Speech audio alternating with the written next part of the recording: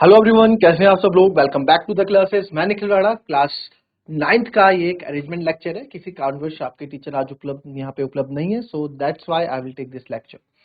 तो चलिए अपनी क्लास हम शुरू करेंगे। और जैसे कि आपने देखा, मैथ्स में हम अलजेब्रिक एक्सप्रेशन एंड पॉलिनोमियल्स के क्वेश्चन मिक्स मैं यहाँ पे आपको करवा रहा हूँ, है ना। अलजेब्रिक एक्सप्रेशन भी हम यहाँ पे बात कर रहे हैं और साथ ही साथ हम यहाँ पे बात कर रहे हैं आपके polynomials, introduction to linear polynomial second chapter, दोनों हमने खत्म कर दिए। मैंने अलजेब्रिक एक्सप्रेशन तो आपको पता नहीं कितना ही करा दिया, है ना। इस पे वर्ड प्रॉब्लम्स हम कर रहे हैं। वर्ड प्रॉब्लम्स का आना बहुत जरूरी है आपके आगे आने वाली क्लासेस को लेके भी, और अपनी आपकी 9th की जो भी प्रेजेंट क्लास है उसको लेके भी। तो चलिए अपनी क्लास शुरू करते हैं। शुरू करने से पहले हमेशा की तरह थॉट ऑफ द डे लेके चलते हैं। तो आज का थॉट ऑफ द डे बच्चों, there is no elevator to success, you have to take the stairs. जैसे कि आपको पता है कि there is no elevator to success, कामयाबी पाने के लिए कोई भी एलिवेटर नहीं होता। एलिवेटर मतलब लिफ्ट नहीं है। कोई भी, जैसे आप कहीं 10वीं मंजिल में जा रहे हो तो आप आराम से लिफ्ट में चले जाते हैं ना, बिल्कुल मेहनत नहीं करनी पड़ती, सीढ़ियां नहीं चढ़नी पड़ती। बट जिंदगी के केस में ऐसा नहीं है। आपको अगर अपनी मंजिल चाहिए, आपको अपने गोल्स अगर चाहिए अचीव करने, तो कोई डायरेक्ट रास्ता नहीं है, कोई एलिवेटर नहीं है कि आप आराम से उस तक पहुंच जाओगे। You have to take the stairs, यानी कि आपको मेहनत करनी पड़ेगी। ठीक है। हर एक बच्चे का अलग गोल होता है, चाहे कोई इंजीनियर बनना चाहे, कोई डॉक्टर बनना चाहे, चाहे क्रिकेटर बनना चाहे, स्पोर्ट्समैन बनना चाहे, आर्मी में जाना चाहे। अरे ये बहुत ही स्कोप्स हैं आज की डेट में। तो सब अच्छे हैं, सबके अपने अपने स्कोप्स हैं। बट आप अगर सोचो और आप तुरंत वो बन जाओ, ऐसा पॉसिबल नहीं है।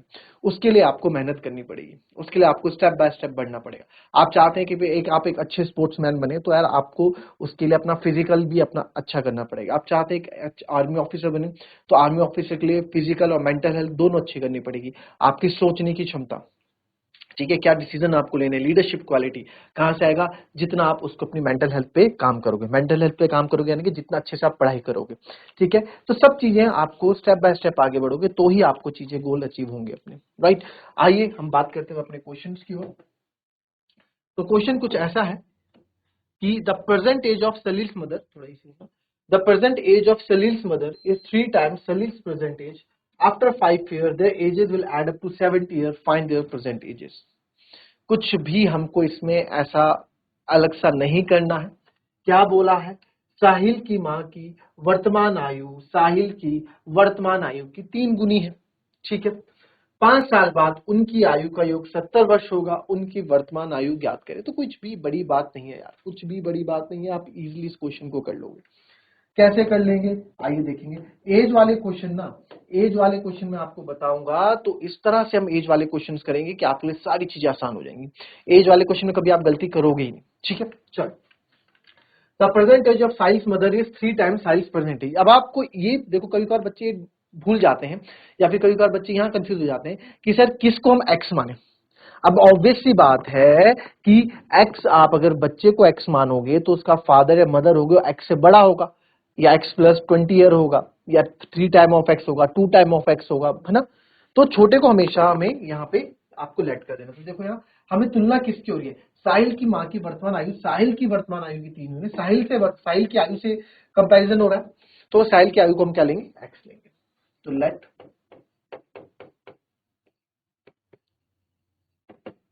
The present age of Sahil is equal to, हमने मान लिया एक्स। कितना मान लिया, एक्स। सर एक्स साल का। The present age of Sahil's mother is 3 times of Sahil's present age. 3 times, times मतलब जब भी टाइम्स आएगा बच्चों मतलब गुना। 3 मतलब 3, 3 गुना, 2 times 2 गुना, 4 times 4 गुना, गुना मतलब मल्टीप्लाई, और मोर देन लेस देन आएगा तो प्लस या माइनस। तो जो साहिल की मदर की एज है, तो the Sahil present of Sahil, तो the present age of his mother, age of his, उसकी माँ की जो परसेंटेज है वो कितनी हो जाएगी, is 3 times of Sahil's percentage. 3 times, आप देखो साहिल की वर्तमान आयु की 3 गुना है, साहिल की वर्तमान आयु की 3 गुना है। साहिल की वर्तमान आयु एक्स का 3 गुना कितना हो जाएगा, 3x, 3x। मैं कहीं से भी कुछ नहीं कर रहा हूं, क्वेश्चन में जो लिखा है उसी से इंफॉर्मेशन उठा रहा हूं और उसी को यहां पे पुट कर दे रहा हूं, कुछ अलग मैं यहां पे नहीं कर रहा हूं। ठीक है, आगे बढ़े। ठीक है। आप 5 साल बाद यानी आफ्टर 5 ईयर्स, बस यहीं पे आप रुक जाओगे। आफ्टर 3 ईयर्स दिया हो, आफ्टर 10 ईयर्स दिया हो, आफ्टर 5 ईयर्स दिया हो, कुछ भी दिया हो, आपको बस थोड़ा ब्रेक मार देना है। ब्रेक मार देंगे। आफ्टर 5 ईयर्स, आफ्टर 5 ईयर्स, अच्छा sir after 5 years, after 5 years क्या होगा जी? आफ्टर 5 ईयर्स जो भी हुआ हो, वो आफ्टर 5 ईयर्स साहिल घर से भाग गया हो, आफ्टर 5 ईयर्स साहिल का बर्थडे हो, आफ्टर 5 ईयर्स साहिल को गाड़ी मिली हो, वो बात की बात है। आफ्टर 5 ईयर जब भी ये वर्ड हो तो वहां पे आपको ब्रेक मार देना है। पहले आपको साहिल और साहिल की माँ को 5 साल पे पहुंचाना है। साहिल और साहिल की माँ को 5 साल पे पहुंचाना है। तो कैसे पहुंचाएंगे? हम लिखेंगे after 5 years there ages will be. 5 साल बाद, अब 5 साल के बाद जो भी आओ बात की बात है, 5 साल बाद जो भी आओ वो बात की बात है, बट पहले 5 साल में पहुंचे तो हम, 5 साल में पहुंचे तो 5 साल में आफ्टर 5 ईयर्स देयर एजेस, उनकी एजेस कितनी हो जाएगी सर? साहिल की एज हो जाएगी, साहिल से एज हो जाएगी 5 साल बाद। अभी साहिल x साल का है तो 5 साल बाद कितना हो जाएगा? x+5 का 5 साल बढ़ जाएंगे ना। अब मान लो अभी कोई बच्चा भी 10 साल का है, 5 साल बाद वो कितने का हो जाएगा? 15 साल का। 5 साल बढ़ा दोगे, है ना। जब साहिल की 5 साल बाद उम्र बढ़ गई तो उसकी मदर की भी 5 साल बाद उम्र बढ़ेगी। मदर एज कितनी हो जाएगी जी? सर 3x थी, 3x में 5 साल आप बढ़ा दो, 3x+5 ईयर्स हो जाएगी। ठीक है, अब पढ़ते हैं क्या हुआ। Their ages will add up to 70 years, यानी कि उनके आफ्टर 5 साल बाद उनकी एज को अगर हम एडअप करेंगे तो 70 साल होगी। कहने का मतलब क्या? उनकी आयु 5 साल बाद उनकी आयु का योग 70 वर्ष होगा। 5 साल बाद उनकी आयु का योग 70 वर्ष होगा। कितने? 5 साल बाद। अच्छा, अकॉर्डिंग टू क्वेश्चन, या दूसरे पेन से कर देता हूं, लिख देते हैं अकॉर्डिंग टू क्वेश्चन। एटीक्यू मतलब अकॉर्डिंग टू क्वेश्चन, यानी कि प्रश्न के अनुसार। प्रश्न के अनुसार क्या बोला कि their ages will add up to 70 years, जो उनकी एजेस हैं दोनों की एजेस मिला के 70 साल होगी 5 साल बाद। तो 5 साल बाद वाली एज लूंगा, यानी कि सर x+5 और प्लस 3x+5 को अगर मैं मिला दूं तो ये 70 हो जाएगा। कितना हो जाएगा सर? 70 हो जाएगा। ओके, प्लस कर दे x+3x, 4x, 5+5 10 is equal to 70। तो 4x हो जाएगा सर 70, 10 उधर जाएगा माइनस का, तो 4x हो जाएगा 60। x बराबर हो जाएगा 60/4, मल्टीप्लाई में जाके डिवाइड हो जाएगा 15। तो x बराबर कितना हो जाएगा जी? 15। x बराबर कितना हो जाएगा? 15। क्या यही हमारा आंसर है? नहीं। आपसे पूछा क्या है? फाइंड देयर परसेंटेजेस, उनकी वर्तमान आयु ज्ञात करें। तो x की वैल्यू 15 आ गई, तो हमने क्या माना था? हमने क्या माना था? देयरफॉर एज ऑफ साहिल, साहिल की एज क्या हो जाएगी? साहिल से एज, साहिल की प्रेजेंट एज क्या हो जाएगी जी? साहिल से एज कितनी जाएगी? x ईयर, x यानी कि 15 साल, और साहिल की मदर की प्रेजेंट एज 3x है, उसकी मदर्स एज, मैं थोड़ा शॉर्टकट लिख रहा हूँ, आप पूरा स्टेटमेंट लिखेंगे। 3x था तो 3 × 15 मैं यहाँ कर दूंगा, तो 15 थी 45 साल। तो उसकी माँ की वर्तमान आयु 45 साल होगी और बच्चे की वर्तमान आयु 15 साल होगी। ठीक है, ये था हमारा क्वेश्चन। अगर आपको समझ में नहीं आया है तो आप पूछ सकते हैं फिर से। अगर समझ में आया है तो आप हैंड रेज कर दें। अगर आप लोगों को समझ में आया है तो हाथ खड़ा करें। समझ में नहीं आया तो उसको मैं फिर से बता दूंगा। जितने भी स्कूल्स हमारे पास अभी यहाँ पे मौजूद है। बच्चों, आप लोगों को समझ में आया? स्क्रीन में केवल 2 दिख रहे हैं, बाकी हमारे पास दूसरी स्क्रीन में स्कूल दिख रहे हैं। यस, जीआईसी उड़ा मादा आप लोगों को समझ में आया तो आपको बोलना पड़ेगा अलग से। Very good. अगर समझ में आया तो हाथ खड़ा करें। देखो, खाली हाथ खड़ा मत करो मेरे को दिखाने के लिए। अगर समझ में आया तो अच्छी बात है, नहीं आया तो पूछो, क्योंकि आपका काम है पूछना और हमारा काम है बताना। तो जीआईसी बनतोली, आप लोगों तक मेरी आवाज आ रही है तो हाथ खड़ा करें। जीआईसी बनतोली, आप लोगों को मेरी आवाज आ रही है तो हाथ खड़ा करें। ठीक है, कोई भी एक बच्चा माइक ले ले। Yes sir. Good morning. Good morning sir. क्या नाम है आपका? सर मेरा नाम आरती गोस्वामी है। आरती गोस्वामी। ओके आरती, कौन सी क्लास बैठी है बेटा अभी? 8th और 9th? Sir 9th। 9th class बैठी है। ओके, ठीक है। तो स्कूल में आप लोग कौन सा चैप्टर पढ़ रहे हैं मैथ्स में अभी? सर रेखाएं और कोण। रेखाएं और कोण, यानी चैप्टर नंबर 6 चल रहा है आप लोगों का। तो आप लोग कौन सी बुक से पढ़ रहे हैं? जो नई बुक आई अभी, वो गणित मंजरी, उससे नहीं पढ़ रहे हैं? आप लोग की मैथ्स की बुक का नाम क्या है, बताएंगे आप मेरे को कोई देख के? चलिए कोई बात नहीं, कोई बात नहीं। अच्छा, जो आपको अभी समझाया वो आपको समझ में आया इधर जो क्वेश्चन बताया? Yes sir. पक्का? आपका क्या गोल है, कुछ सोचा आपने बड़े होके आप क्या बनेंगे? कुछ है आपका एम? अभी तो नहीं सोचा। चलिए कोई बात नहीं, अच्छा लगा बात करके। चलिए अब यहाँ पे देखेंगे हम कि ये हमने क्वेश्चन था। देखिए इस तरह के क्वेश्चन मैं आपको पहले ही बोल दूं, ये एक बेसिक क्वेश्चन हैं, एजेस वाले क्वेश्चन। आपके आपके घर में जरूर बड़े भाई बहन होंगे या कजन्स होंगे, वो लोग कोई ना कोई जरूर तैयारी कर रहा होगा। कोई उत्तराखंड सरकार में नौकरी के लिए तैयारी कर रहा होगा, कोई एनडीए सीडीएस की तैयारी कर रहा होगा, कोई एसएससी सीजीएल की तैयारी कर रहा होगा। मतलब कोई ना हर डिपार्टमेंट में कहीं ना कहीं तैयारी कर रहे होंगे, है ना? आपके फैमिली में कोई ना कोई कई खुद के भाई बहन होंगे या कजन्स होंगे, कोई ना कोई आपके आपके आस पड़ोस में कोई होगा जो तैयारी कर रहे होंगे। आप उनसे एक बार पूछिएगा, ये क्या इस तरह के क्वेश्चन उनसे पूछे जाते हैं? बिल्कुल पूछे जाते हैं, इस तरह के क्वेश्चंस आते हैं, एजेस वाले क्वेश्चंस आते हैं। ये तो बहुत बेसिक है, थोड़ा एडवांस में आते हैं, बट एडवांस भी वही कर पाएगा जिसको बेसिक पता होगा। तो आप अभी सीख रहे हैं, आप 10th क्लास में आओगे तो आपको और अच्छे क्वेश्चंस मिलेंगे। किसमें? इसमें एजेस वाले अच्छे क्वेश्चंस मिलेंगे। और जो कभी कभार इस लेवल के क्वेश्चन भी आपके उत्तराखंड के जो गवर्नमेंट एग्जाम्स होते हैं उसमें पूछ लिए जाते हैं। अब जिन बच्चों ने अपने नाइन्थ क्लास में स्कूल टाइम्स में अच्छे से पढ़ा होगा उसको आगे दिक्कत नहीं आती है। नहीं तो आधे बच्चे इसलिए ही रोते हैं कि भाई हमारी मैथ्स और रीजनिंग बेकार है, रट्टा तो सब मार लेते हैं, याद तो सब कर लेते हैं, कहाँ रह जाते हैं? मैथ्स रीजनिंग सॉल्व करने में रह जाते हैं, वहां से बच्चों को नौकरी नहीं मिल पाती है। तो वो क्या है, वो कमी आपके अंदर ना आए कल के दिन, उसके लिए आप आज जो आपको क्लास में पढ़ाया जा रहा है, चाहे मेरे द्वारा पढ़ाया जा रहा है, चाहे आपके टीचर्स के द्वारा पढ़ाया जा रहा है, ठीक है, आप उसमें थोड़ा बहुत ध्यान, मतलब पूरा ध्यान दें। 40 मिनट की क्लास होती है, तो 40 मिनट में आप 40 मिनट तो दे सकते हो ना अपनी जिंदगी के लिए, ठीक है, हर एक टीचर। फिर उसके बाद 5 मिनट का ब्रेक होता है, उसमें मान लो जितनी गप्पे मारनी है, फिर दूसरा टीचर आएंगे, उसमें चाहे फिर ध्यान दे दो, मजा आ जाएगा। कभी नहीं, कभी करके देखना आप लोग ऐसा, ठीक है?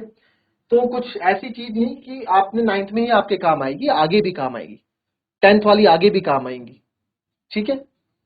चलिए नेक्स्ट क्वेश्चन है, बहुत ही प्यारा क्वेश्चन है, बहुत ही प्यारा क्वेश्चन।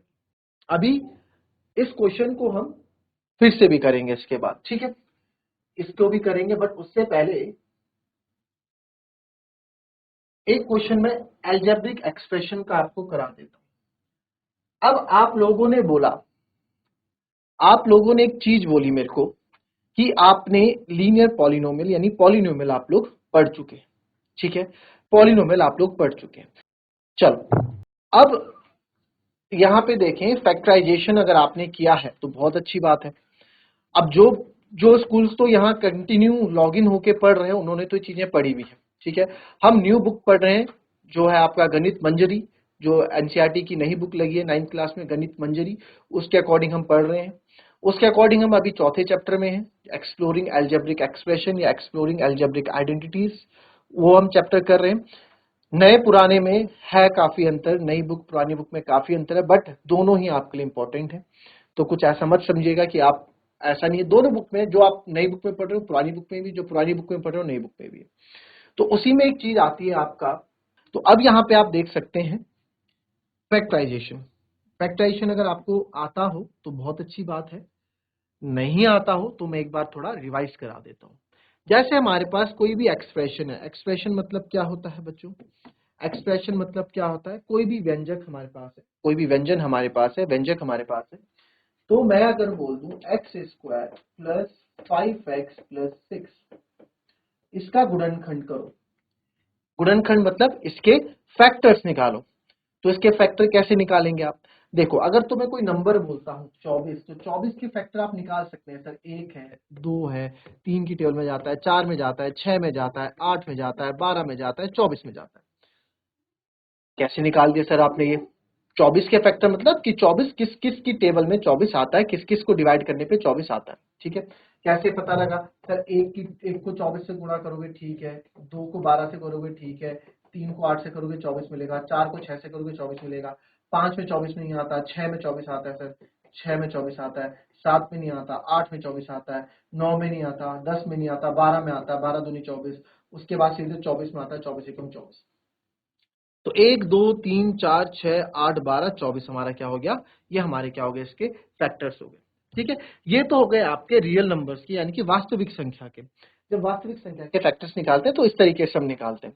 बट जब अलजेब्रिक एक्सप्रेशन के हमें निकालने हो, जब अलजेब्रिक एक्सप्रेशन के हमको फैक्टर्स निकालने हो, तो हम कैसे निकालते हैं, हमने पढ़ा हुआ है, बस मैं रिवाइज करा रहा हूं ताकि ये क्वेश्चन आपके लिए इजी हो जाए। ठीक है, हमने बहुत अच्छे से डिटेलिंग में फैक्टराइजेशन पढ़ा हुआ है, मिडल टर्म स्प्लिट से भी हमने करा हुआ है।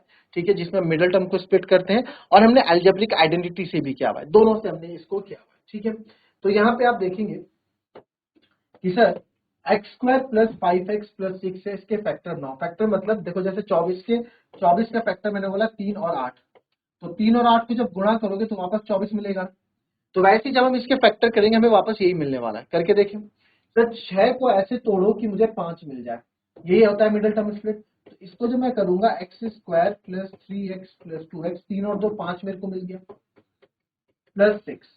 तो यहां से x कॉमन लोगे, अंदर बचेगा x प्लस 3, यहां से 2 कॉमन लोगे, अंदर बचेगा x प्लस 3।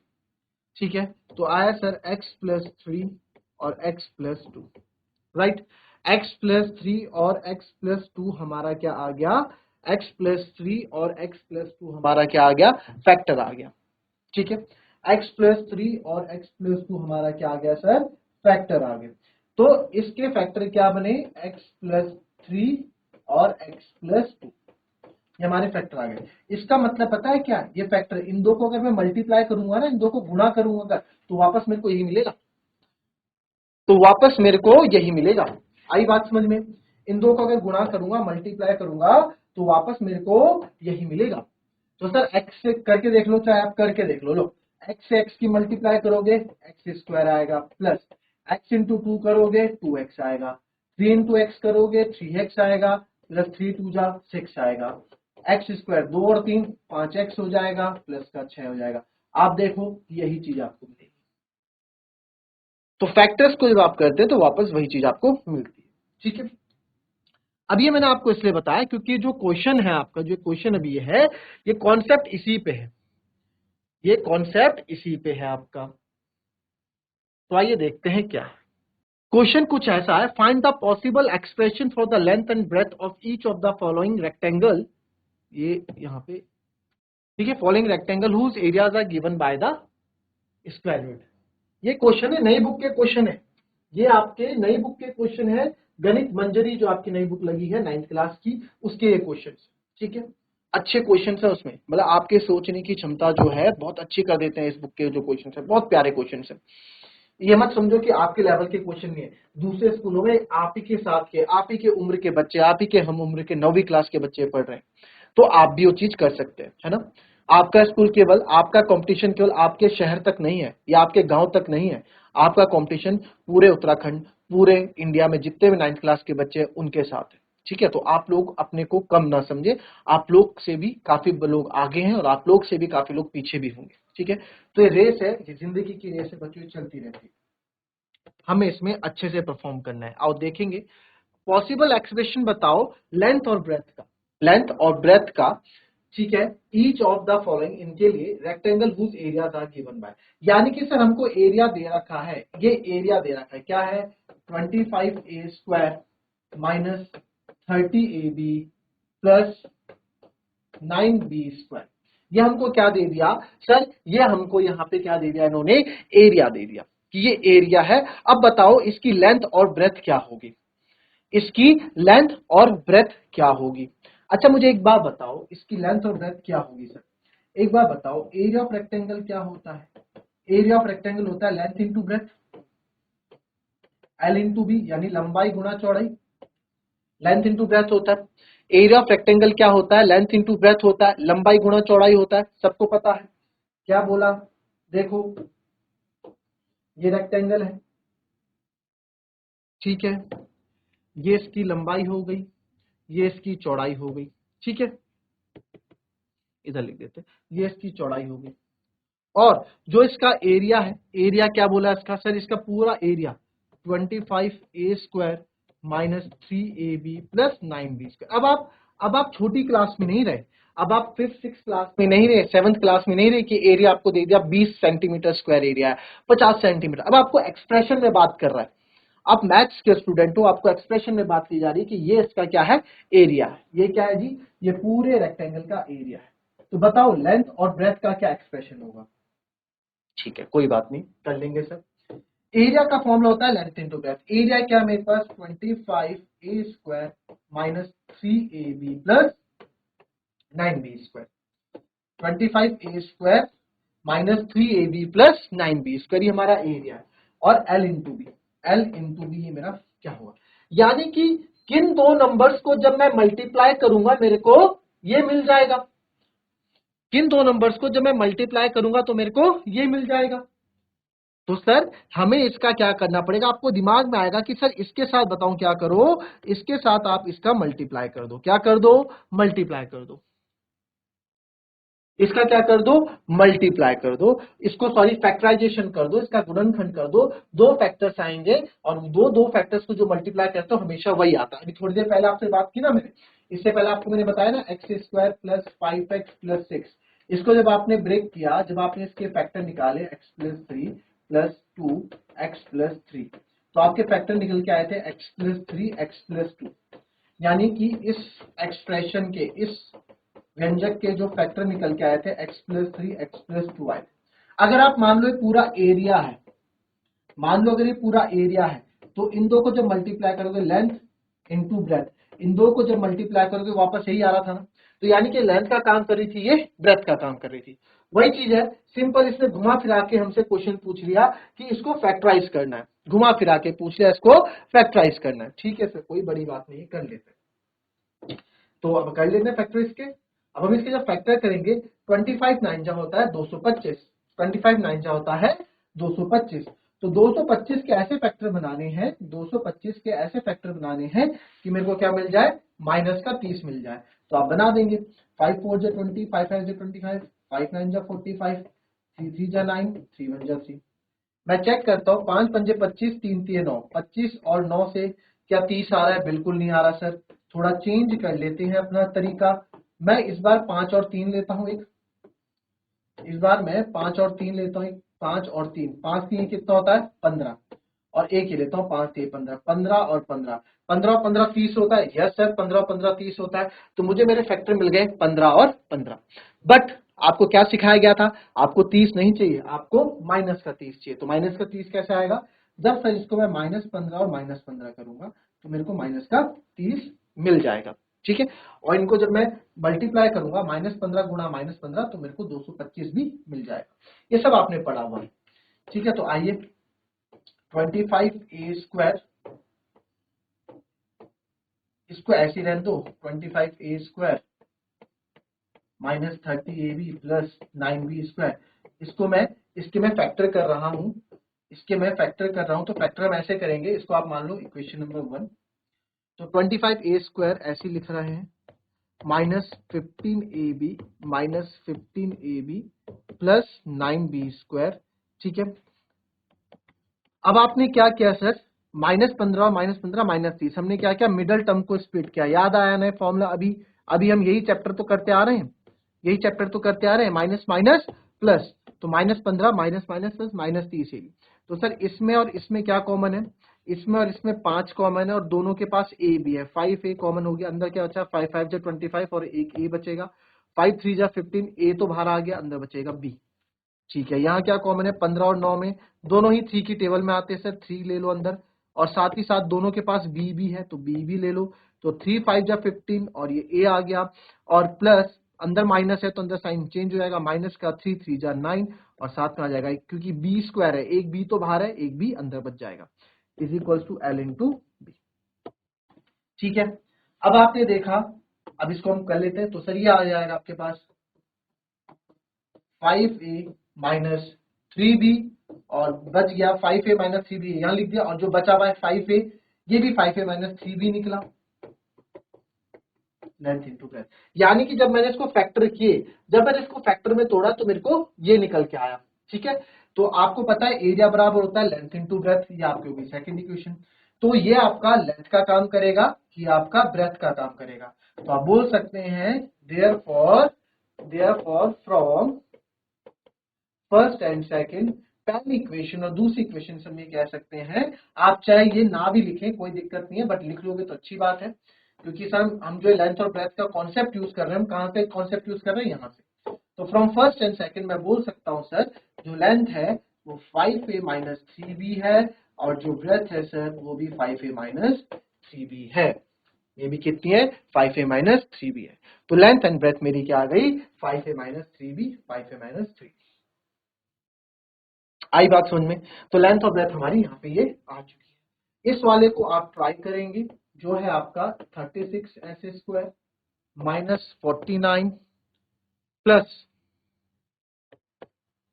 ये क्या 49t² 36s² माइनस 49t²। अब देखो दो एक्सप्रेशन है, इसको फैक्टर करने हैं। इसको फैक्टर कैसे करोगे, कोई फॉर्मूला याद आया जो बताया था, a² माइनस b² क्या होता है, a plus B a minus B. ये चीज लगेगी इसमें, ये चीज लगेगी इसमें। अगर आपने पुरानी बुक से पढ़ा है तो चैप्टर नंबर 2 में ये पढ़ा होगा आपने, पॉलिनोमियल्स बहुपद के अंदर ये चीजें पढ़ा रखी होंगी आपको, आपके पुरानी बुक के अंदर है ये। और नई बुक में अगर मेरे साथ पढ़ा है तो आपने अलजेब्रा में तो ये चीजें पढ़ी ही होंगी। ठीक है, तो इस कॉन्सेप्ट से आप इस क्वेश्चन को करेंगे, ट्राई करो।